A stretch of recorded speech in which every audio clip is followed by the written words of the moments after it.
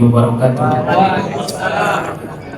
Alhamdulillah, wassalatu wassalamu ala rasulillah Sayyidina Muhammad ibn Abdillah wa ala alihi wa ashabihi wa man tabi'ahu wa nasarahu wa walah, la hawla wa la quwwata illa billah.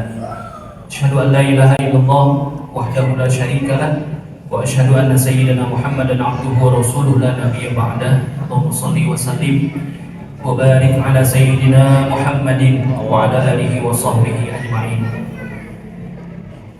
Ma'asyiral muslimin wal muslimat, hadirin jamaah sekalian yang saya hormati dan saya muliakan, dan mudah-mudahan selalu dimuliakan oleh Allah Subhanahu wa taala.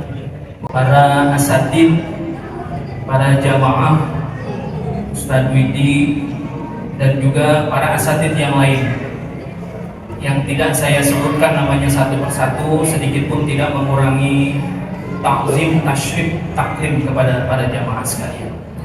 Singkat saja, kalau saya tanya ini malam hari ini, Bapak Ibu capek apa kagak? Bapak Ibu capek apa kagak? Capek. Tapi senang nggak? Maksud yang saya tanya capek apa kagak? Sholat tarawihnya cepet. Capek nggak? Capek. Tapi senang nggak? Senang. Itu salah satu indikasi orang kalau ibadah senang, itu ibadahnya diterima oleh Allah Subhanahu wa taala. Orang kalau ibadah murid-murid, apa murid-murid? Ibadah murid-murid, ya udah pasti itu susah diterimanya. Makanya malam hari ini kita tarawih, saya yakin betul ya imam kita orang alim. Kalau kata Nabi, ketika bicara tentang sholat berjamaah, Nabi itu mengatakan kalau sholat berjamaah fal yukhaffif, kata Nabi.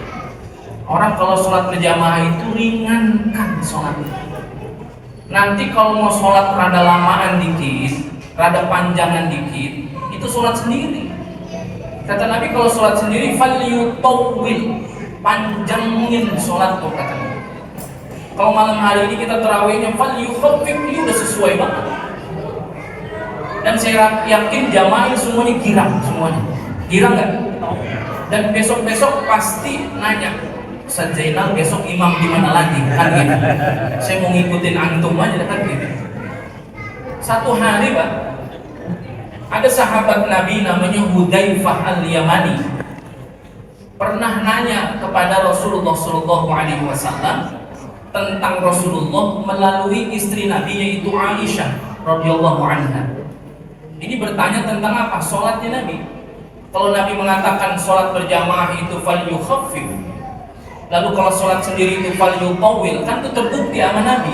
Nabi itu kalau sholat kakinya sampai pada apa? Ya, pada pecah-pecah, pada sakit, pada bengkak.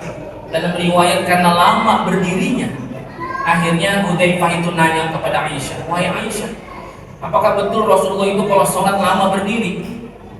Ya karena Aisyah menyaksikan sendiri Nabi itu kalau sholat malam sendiri di rumah begitu luar biasa, lama berdiri. Kata Aisyah, kalau emang nggak percaya, coba aja tanya langsung kepada Rasulullah.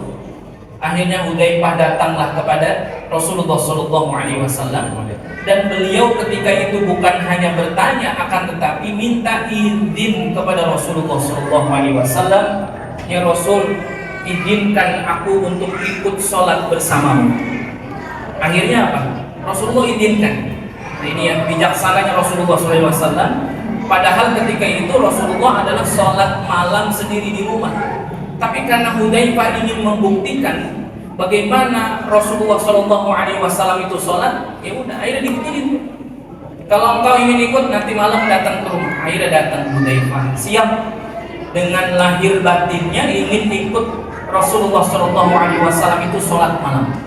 Makanya kata ulama ini salah satu dalil kalau bicara tentang sholat malam, sholat tahajud, ya, sholat tahajud boleh nggak berjamaah? Boleh. Dalilnya mana ini? Hudzaifah itu pernah datang ke rumah Rasulullah minta izin untuk ikut sholat malam bersama Rasulullah SAW. Ini Bapak Ibu pernah nggak tahajud berjamaah? Ibu-ibu pernah nggak diimamin tahajud sama suaminya? Pernah Bu?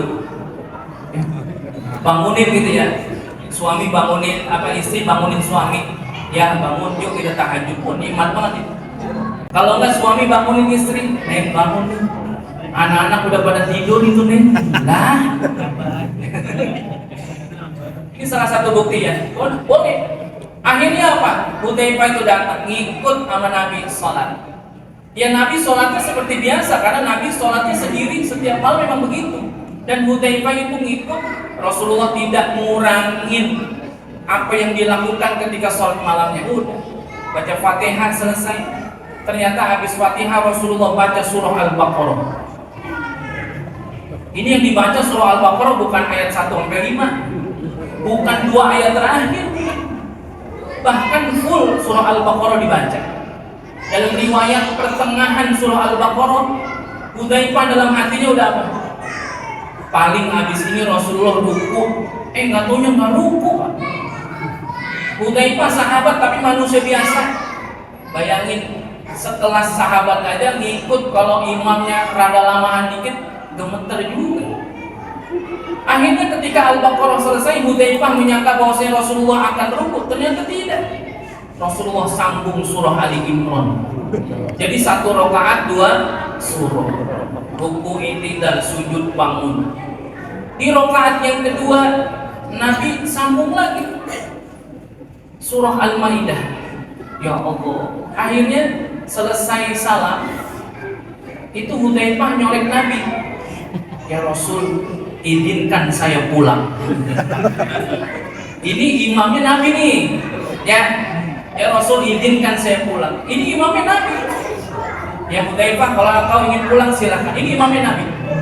Mungkin kalau imamnya kita, lu tadi mau ngikut, sekarang lu mau pulang.